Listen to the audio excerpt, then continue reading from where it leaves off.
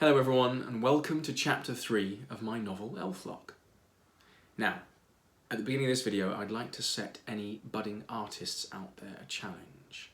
Who amongst you can draw me a picture of Maya and Gruff?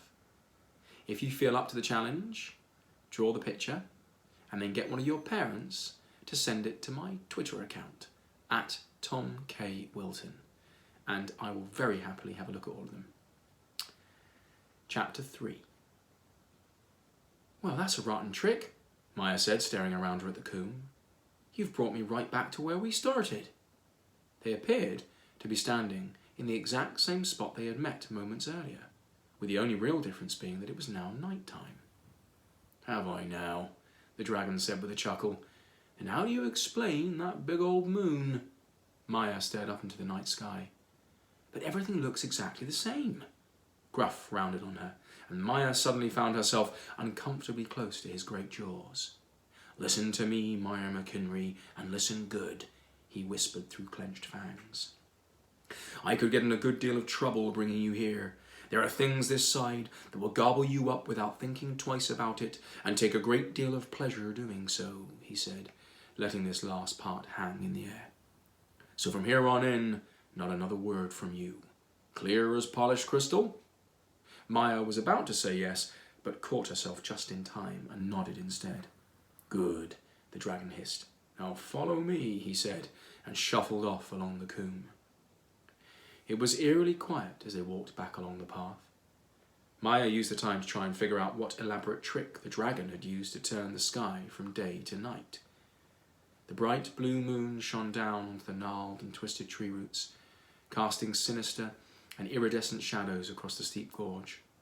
And on more than one occasion, Maya saw for real this time things moving in the darkness beneath the roots.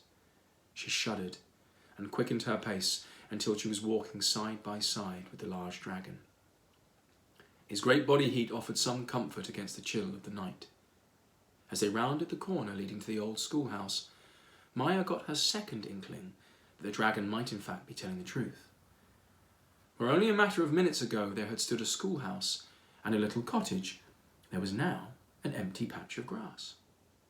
Remembering Gruff's stern instructions, she bit down on her lip and suppressed the urge to ask the obvious question. As they reached the fork in the road, Maya felt a rising panic squeeze her chest as Gruff lifted his snout in the direction of the old house. She breathed a sigh of relief a second later when he turned right to go down the hill. At the bottom of the lane, she could see the familiar twinkling lights of the village and felt happy to know that at least some things were the same in this strange place that looked both terribly familiar and unnervingly different. A rumble of thunder rolled overhead, and a minute later, big sluglets of rain were falling from the sky onto the uneven track. Gruff extended his wing again, and Maya huddled underneath for shelter. As they drew nearer to the village, Maya spotted a signpost she'd never noticed before. It was pointing back towards the coombe. The original lettering had been crossed out and replaced with the words, No sprites beyond this point. All gateways closed until further notice, by royal decree of His Majesty the Goblin King. The rain began to fall in great stair rods, and as they hurried into the village, they passed beneath a seemingly deserted watchtower that concealed two sets of inquisitive eyes that followed their every move. As they trudged through the narrow dark streets, the dragon tried very hard not to drag his scaly skin too heavily along the walls of the little houses, but he was making so much noise, Maya was surprised he hadn't woken the slumbering dead with all his scraping and clattering. Eventually, they stopped at a little front door, and Maya peered out from under the dragon's wing to get a closer look. It was not just a little front door. It was a tiny front door. She guessed that if she was standing directly in front of it, the handle would be about level with her knees. Now they'd stopped, Maya was able to see that the whole village was like a little toy town. The dragon extended one of his long claws and tapped lightly on the wooden door.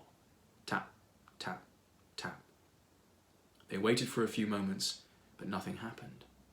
Gruff grunted and then lowered his nose until it was level with the letterbox, which meant resting his lower jaw almost on the muddy ground. Tub, you old rascal, he whispered.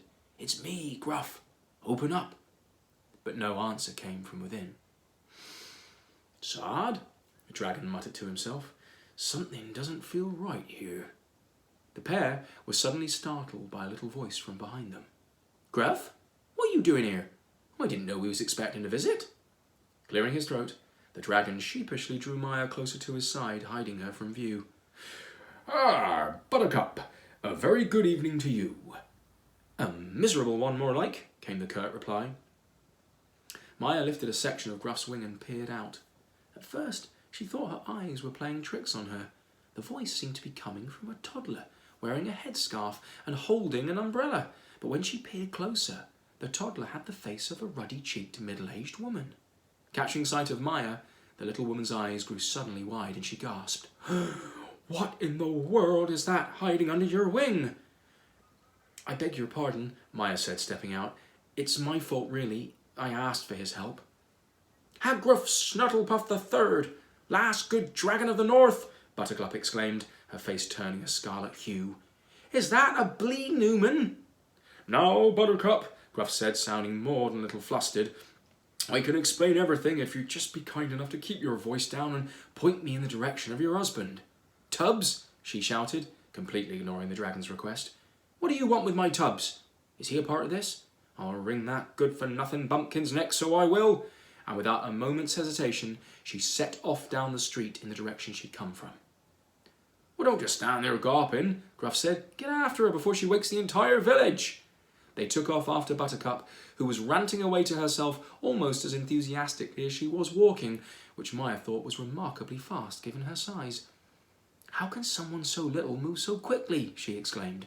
"All gnomes have the gift of speed, and none more so than Buttercup," Gruff panted matter-of-factly. "Although, come to think of it, she never seems to move very fast when you want her to." "I heard that!" Buttercup shouted over her shoulder, and tore off down the high street with such haste that before Gruff could utter the barest of apologies, she'd made it all the way to the steps of the town hall. She marched straight up to the double doors and flung them wide open. From over Buttercup's shoulder, Maya saw a great many more gnomes. Some old, some young, some carrying babies no bigger than half a loaf, all gathered together. "Tubbs!" Buttercup bellowed at the top of her voice. "You've got some explaining to do." Thanks for listening. And as always, stay safe, stay indoors, and look after one another.